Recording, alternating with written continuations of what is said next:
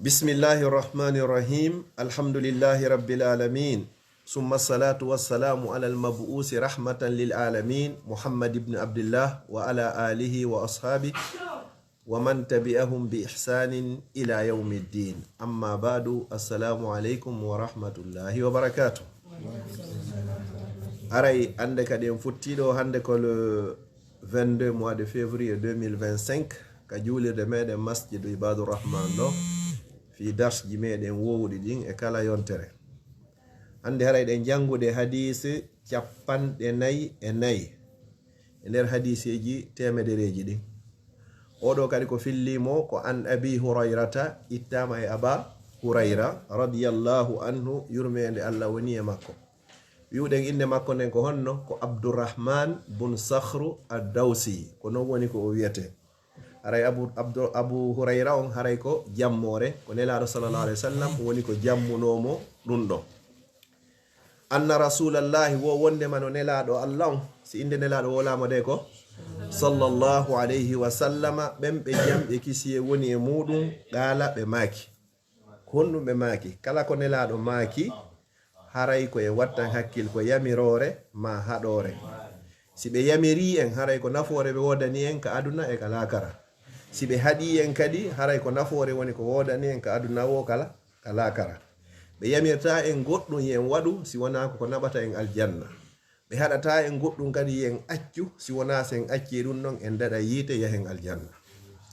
Jon non o hadis ɗo ko ɓuri fewtude ko fof tentini non enen sukaɓe ashabab jeunesse o. Ɓe inni wo la an yahtatiba ahadukum, nde goɗɗo e moɗon yahata ka burure ka 2 heures, o feccoya leɗɗe, o teena, o rondo ala zaharihi ka ɓawo makko, o teenoya ton, o rondo, o feccira juuɗe makko ɗen leɗɗe ko ɓuri e sattude kon, o rondo ɗum ka hoore makko, o adda, o yeeya, o ñaama lakkere makko nden, sedi coggu ko o golli kon, wo hayrun lahu, ko ɗum ɓuri mo e moƴƴande, ko ɗum moƴƴanimo ka gurnam makko e ka lakara makko, ko ɗum moƴƴanimo kadi ka teddungal makko, ka dignité makko on, ko ɗum ɓurimo moƴƴande wo min an yas'ala ahadan, e diinde o toroto goɗɗo, okkoran 10 euros, okkoran 100 francs, okkoran 1000 francs. Haray toragol na ko moƴƴi, sa toriki haray tippini valeur ma on, surtout non an a suka. Wokon ɗum morima moƴƴande e diinde torotoɗa goɗɗo, fa yu'tiyahu, ɓe okkorama, aw yamna'ahu, ma ɓe ronkama okkorde. Hadis on ko muttafaqun alayhi, ko fottaɗo e muɗum. Goɗɗo ka woni suka ɗon ko yo wakkilo. Nelaɗo sallallahu alaihi wasallam ɓe maaki wo almu'minul qawiyyu, wo julɗo yeɗɗuɗo jogiiɗo doole on, hayrun, ko on ɓuri moƴƴude, wa habbu ila Allah, ko on kadi ɓura yiɗede ka Allah, min almu'mini da'if, e di julɗo fofuɗo. Julɗo no woni hande haray mo yeɗɗi, yeɗɗugol ngol noon ɓandu ma non no yeɗɗi, yeɗɗugol ngol hara hakkille maɗen kadi no yeɗɗi, hiɗa mari hakkille, hiɗa yaaji fondo. Kala yiwɗo ma inna vraiment kumpay kuno no jogii teddungal, himo jogii needi, himo jangude, himo wakkili. Hara no ɓe yiiri kadi no ɓornorɗa o kadi ɓe anda e oɗo ko paykun neyi ko. Hara wona ɓe yiwtun hiɗa ɓorni ɓe no he oɗo noon woni bandi hande kadi. Ɗum noon fof ko yeɗɗugol ngol. Nelaɗo sallallahu alayhi wa sallam ko ɗum ɓe maaki, okkugol ngol julɗo yeɗɗuɗo marɗo doole on, harana ko woni o mi acci ka Allah, harana wonɗo o piyeyma. Hara so tawi ko aden goto yimɓe ɗiɗo ɓen ɗon, hara an kadi a ronkata ɓen ɗon, ko ɗum woni julɗo yeɗɗuɗo ɗon, naya fofinkino, hara no foofi, hara hay miññiraɓe ma piyete. Ko ɗum goɗɗo no hani entrainde elta ɓandu muɗum ɗum, ko ɗum woni waɗgol sport on, c'est très important. Foti ko karate, foti ko ballon, foti ko basket, foti ko tennis, kala ko watta ha ɓandu ma ndu yeɗɗa, hara naya on fofuɗo. Hara hay miñam ma waɗuma ni tun a yanoye, ɗum hanano, l'islam o jaɓata ɗum. Sayyidina Umar radiyallahu anhu hari simo yahude ka hawre lawol, so hayni ke suka hino yaha ñento doy o aray ha o ɓaɗomo landomo, o inna ene a nawnu, o inna o a weela, inna o inna asi mi yitiɗa yara ni tumi piyete, o jaɓata ɗum kanko hari. Julɗo koyo yahu ono yirɗani cokkoɓe no yarata noon, ko noon hanɗa yargol, wona ya yaw diɓɓa, wona ya yaw mantoɗa, kono ko ya yaw hara ko yaadu normal. Harange goɗɗo son tappidiri ɗo taw ko kanko dirata, inna accana. Hara na yon fottu ni tum buɓɓoniro ni tum yano yaka ɗoyka honno ka poubelle toto. Julɗo duwa ka wonde no fiw. Yonno yeɗɗugol ngol ɗon wona fiya yaw piya yimɓe ɓe. Ko Allah ini wa aiddu lahum mastata'tum min quwwa. Se di joni hara jaɓata yawre, hara jaɓata goɗɗo naata ka nder surface ma fijato. mawɓe ɓe inna e goɗɗo yo jaɓu yawre kono wata o jaɓu yawitede tanaya jaɓu goɗɗo minimise ma kadi ha feƴƴita tigi tigi on siga komi jonduno exemple nde ñande wano hakkude Alpha ɗo joni e Yusuf si tawi joni Alpha naaɗi gawi Yusuf banto pa o piitoyke to Yusuf inno immo ndara Alpha to inna no mi accanima donc o accanmo ka o hulu par contre si Yusuf ari dari Alpha waɗi pa o ɓantike koto makko Alpha ndara mo ha ndara tasino fala munjitay mo nita o ina non mi accanimo donc o accu ka o accu donc o accamo par ce que mi wawi on ɗum parce que mo wawi piide waɗa ko miñam makko ko ɗo woni accugol ngo hara ko accirta ko fi Allah nelaɗo sa sallam e maki hadisi goo wo laysa shadidu bi sura innama shadidu man yamliku nafsahu inda al ghadab wo laataki noon ko wiyete jon doole hara ko piyayɗo mo hendi o hara am ko henduɗa o a piyaymo na ɗum woni jon doole ko woni jon doole tigi tigi tigi ko wawɗo jogitade hoore mum sanga o waɗi on ɗum sanga o seytini ya ha tawa a seytini hara fewno ko seytane humma contrôle a hoore maɗa hara waɗari sago seytane ko allazi ko on yamliku nafsa wawɗo jogitade hoore muɗum indal ghadabi sanga o seytini hara a wowlari goɗɗum ko regretoyta après hara waɗari action hum ko regretoyta après naya wowlu ko ninsitoyta naya waɗu kadi kuugal ngal ninsitoyta par après ko woni jogiiɗo doole o no wodno woɓɓe si ɓe seytini ton ɓe wowlay ko ɓe wowli o no woodi woɓɓe gonon ton kadi si ɓe munike ɓe waɗay ko ɓe waɗi o joni noon si yehi ha seytani on iwi e maɓɓe ɓe fuɗɗono wiide noon accana yaafelam mi tewaki anmi ko seytani colére o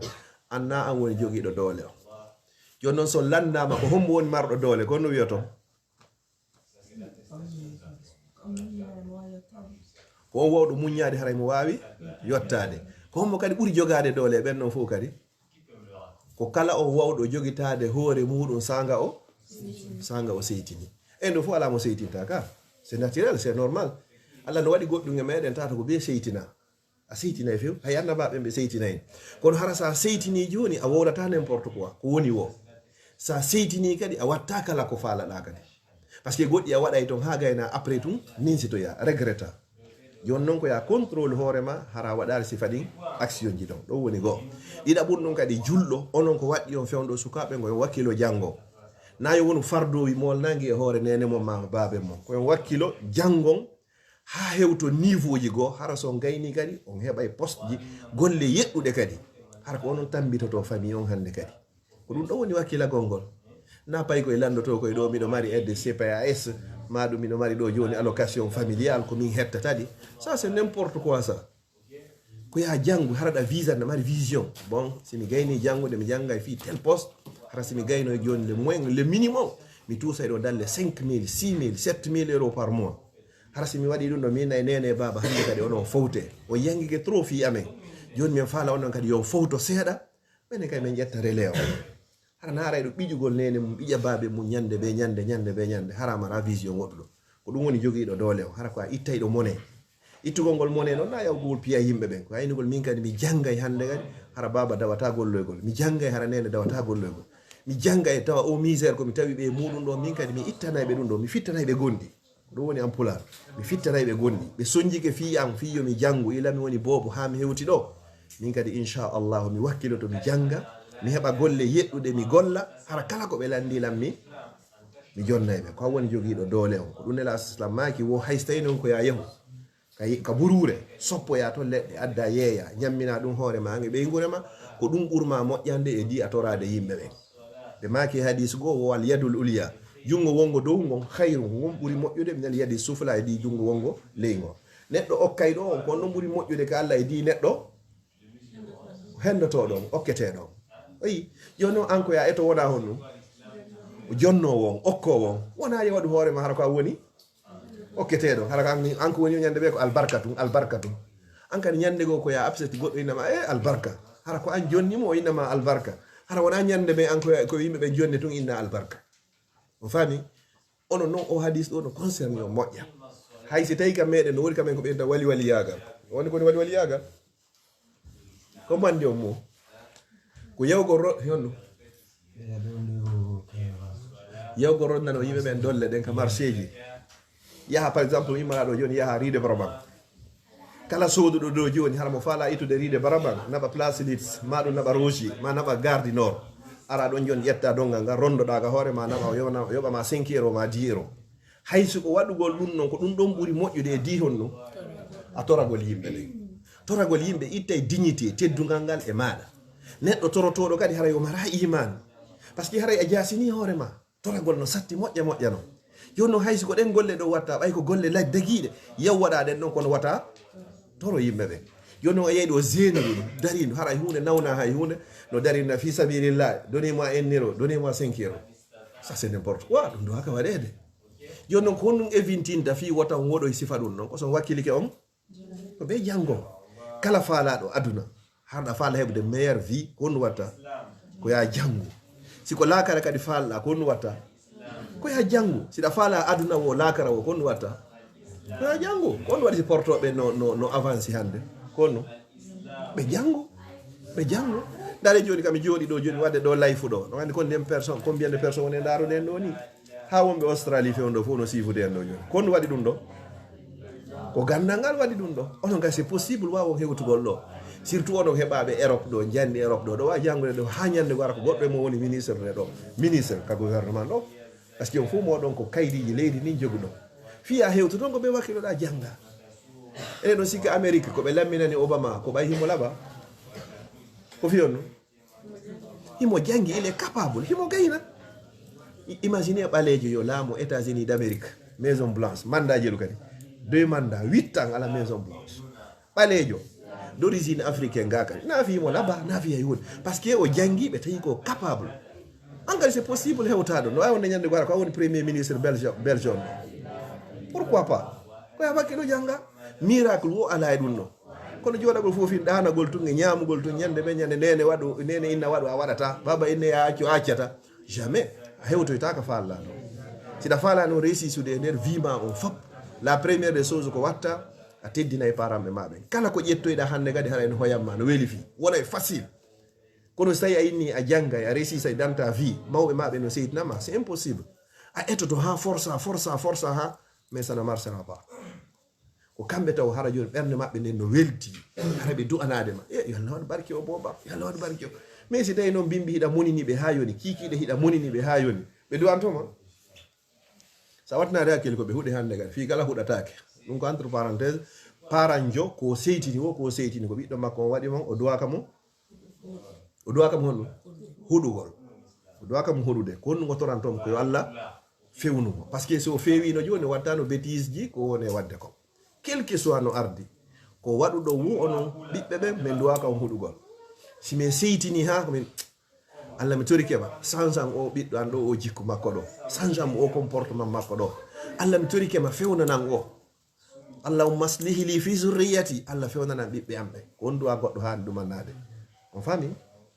ko yon wakkilo jangon harana jangugol ɗo tun ha hewta ɗo 4e ma hewta 5e ɗo na bon joni mi faala orientade ya waɗo yaɗa enna 2 ans non wakkilo ha gayna janga ha hewta ya université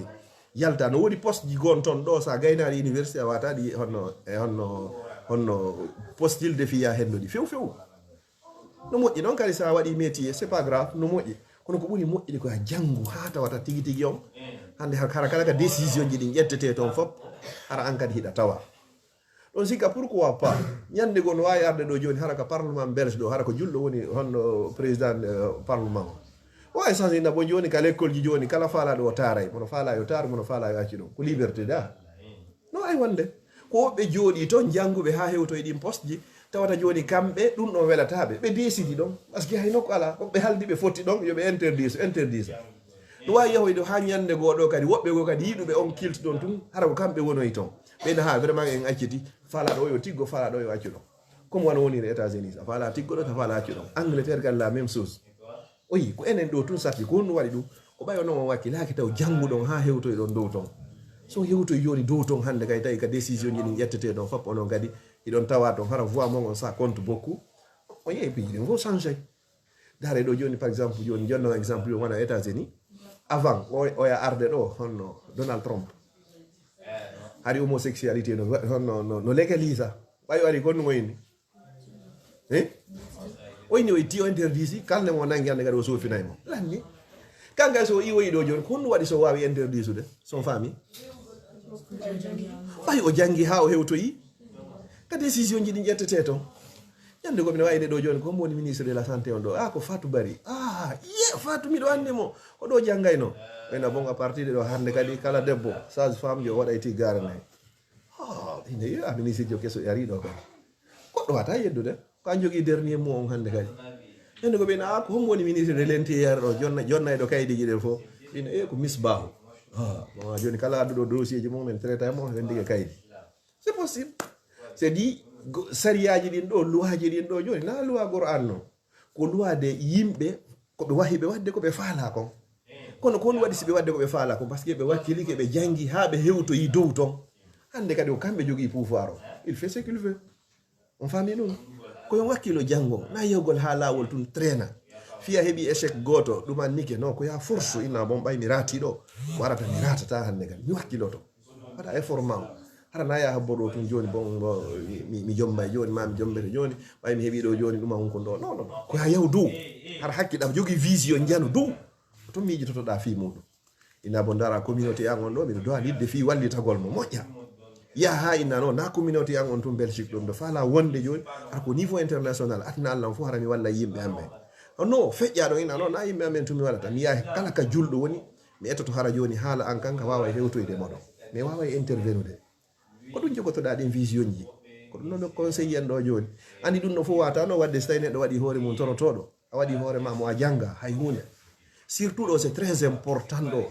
l'anglais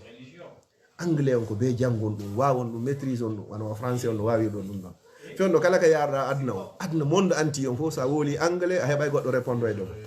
français on sa yalti Belgique do a yalti France do bi sikki dum hare luddi dum hewtiro da lagina kadi famon dum kono sa woli anglais kala ka yarda yaduna a hebay ko répondre ma surtout sa yari telen Asie on ga ma Amérique du Nord Amérique du Sud do to na fere Australie kan pays ji uraydi wolde anglais din ko dimbur bude par rapport ko wolta comme français on fami so ndari kadi kala ko dum ari do honno ko windi kadi ka technologie madum kala siko médicament ji kala anglais wonta do be watta do no halaji be wolta français fe on do ari 3e position ko espagnol woni yeso haydum non kadi yon na yon jang fi do on to yon non fi wurgol Belgique do kadi fi yon hebo do vie meilleur do ko be wolon kadi honno néerlandais kadi ko be eto do wawo néerlandais hay sita joni ko fi communication on fami dum c'est très important résumé hadith on la sallallahu alayhi wasallam ko num be hadi en ko en wakkilo ani ko be yamiri en ko en wakkilo be ni nde yahata teno ya ledde adda yeya nyama lakkere mane go dum non buri e di'a torade ko dum holli toragol ngol moƴƴa be maki kadi jungo wongo leygon e wongo leygon gongo buri moƴƴude ko jungo wongo dongo parce que ko gondo woni e okkorde wongo leygon ko gondo wona e joddede kono e mono falle wonde okkay be ben harana okkete be andi wa yuti imunatta am haray be nyammina nyamete on awa nyammende goddum ko amara goddo tawuno dum fo tawuno faible be maki kadi juldo jogido dole on ko non buri moƴƴude di juldo fofudo on kadi be landi non ko hombo woni mardo dole on ko hombo ko wawdo jogitade hoore makko sanga o seytidi laysa ash-shadidu bi-sur'a innama ash-shadidu allazi yamliku nafsahu innal ghadab wawdo jogitade hoore mun sanga o seytini ko non nelaado sallallahu alaihi wasallam apprécie ko non be manti be ni ko non woni jogido dole o wawa wadoyde dum si Allah jabi insha Allah si miñira e moɗon men ɗaɓɓiti on a seytini ha inna ha sa accarno suufinteno muññoɗa non parce que ɗon hiɗa wawi mo piide si tawi noon goɗɗo ɗaɓɓitima hara hiɗa andi pellete so tawi a yetti ngetugo piyete inna gasi mi acci ga Allah o parce que ɗon accirade fi Allah ko accirɗa ko fiwata o piye on faami voilà joni noon ko ya contrôle hoorema sanga wonɗa en plein colère seytini hattini ha hara wawa jogade hoorema on faami ɗum ɗo mi yildito résumé yewtere nden nde ñamata lakkere ma ne ɓuri a torwade ɓe okkorma ɓe okkorarima ɗiɗi julɗo jogiiɗo doole yeɗɗuɗo ko on ɓura yiɗede ko Allah e ɗi julɗo fofuɗo ko honɗum non woni jogiiɗo doole on ko ittayɗo mone ittugol mone on hara na toñugol ko honɗum woni jogiiɗo doole on ko won wawɗo jogitade hoore muɗum sanga tuma nde o seytini siɗa faala kadi fiyo haala ma kam feƴƴu a hunnana e hoorema dépense ma on sina fala kadi changegol programme ji ɗin a wakkiloto janga ha hewto ya dow sika ko joni nen exemple joni Obama waɗi 8 ans à la Maison Blanche ko ɓalejo Trump ɗo kadi wari hande kadi décision ji ɗi o faala ɗin ko ɗum woni ko marsata hande kadi par ce que kanko jogui pouvoir o joni noon fi hewtugol ɗon naynugol tun an ko a ɓalejo ma ɗum ɗo non on ittay ɗum ko hoore sa wakkilige tun a janggi a hewtoyay dow to o faami ɗum noon wassalamu aleykum wa rahmatullahi wa barakatuh